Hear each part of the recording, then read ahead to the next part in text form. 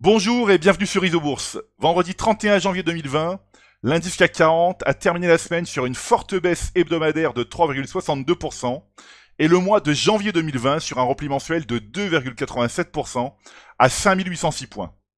Alors la correction s'est accélérée cette semaine sur les grandes places boursières, la peur mondiale du coronavirus incitant les investisseurs à vendre en panique. À moyen terme, l'analyse Isobourse des principaux indices américains et de la zone euro ne montre pas de signes vraiment inquiétants. En revanche, c'est bien la consolidation qui semble s'installer à court terme, comme le montre le consensus Isobourse dans l'unité hebdomadaire. À court terme, les courbes de pression Isobourse 5 et 20 semaines du CAC 40 sont désormais mal orientées, mais il faut continuer à faire preuve de patience et garder le cap donné par la tendance majeure. Justement, à moyen terme, les courbes mensuelles de pression Isobourse se sont infléchies sous le poids du mouvement correctif, mais demeurent correctement positionnées. La courbe de pression Isobourse 5 mois évoluant toujours au-dessus de la courbe 20 mois depuis l'été 2019. Quand le doute ou la peur s'installe, il est fréquent de voir de nombreux investisseurs changer d'avis, inverser ou couper toutes leurs positions, raccourcir la durée d'investissement, etc., etc. En bourse, la panique est toujours mauvaise conseillère et conduit souvent à faire n'importe quoi. Il est donc nécessaire de conserver son sang-froid et de faire le tri de ses valeurs en portefeuille.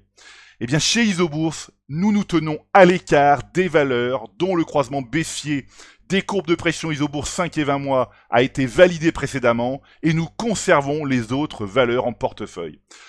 D'ailleurs, je vous propose maintenant d'analyser les plus fortes hausses du SBF 120 depuis le début de l'année 2020 afin de comprendre la position d'Isobourse sur ces valeurs. Alors la plus forte hausse du SBF 120 depuis le début de l'année, c'est Alstom avec plus de 13%. Voilà, on va tout de suite analyser Alstom.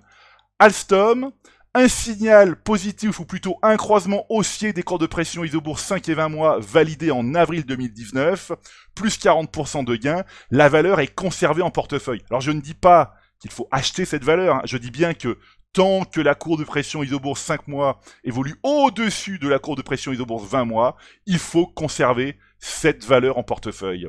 On passe ici à Biomérieux, plus 12,7% depuis le 1er janvier. Là aussi, un signal positif validé en juillet 2019. La courbe de pression 5 mois est toujours au-dessus de la 20 mois, plus 17% de gains. On conserve cette valeur en portefeuille. Veolia, plus 12,5% depuis le début de l'année. Un signal positif validé en mars 2019, plus 40% de gains. La valeur est aussi conservée en portefeuille. EDF, plus 12,4%. EDF, justement, vous voyez qu'ici, la courbe de pression 5 mois évolue toujours au-dessous de la 20 mois. Depuis mars 2019, nous restons à l'écart d'EDF. Et j'insiste, il est vraiment important de rester à l'écart des valeurs dont la tendance majeure est baissière. On passe ici à Ubisoft, 11,4% depuis le 1er janvier. Là aussi, depuis septembre 2018, nous sommes à l'écart de Ubisoft. Alors effectivement, les courbes remontent, mais tant que le croisement haussier n'est pas validé, il est réellement dangereux d'être en position sur ces valeurs. Voilà, on passe ici à Suez, quasiment 10% depuis le début de l'année. 10% depuis le début de l'année, 24% depuis le signal positif validé en mai 2019. La valeur est conservée en portefeuille. Voilà, Sartorius, Tedim Biotech, quasiment 10% depuis le début de l'année et 43% depuis le croisement haussier des cours de pression validé en mars 2019. La valeur est conservée en portefeuille. Voilà, Ingenico, près de 9% depuis le 1er janvier. Et le signal positif date de avril 2019, plus 44% de gains depuis. La valeur est conservée en portefeuille évidemment. Engie, 8% de gains depuis le début de l'année.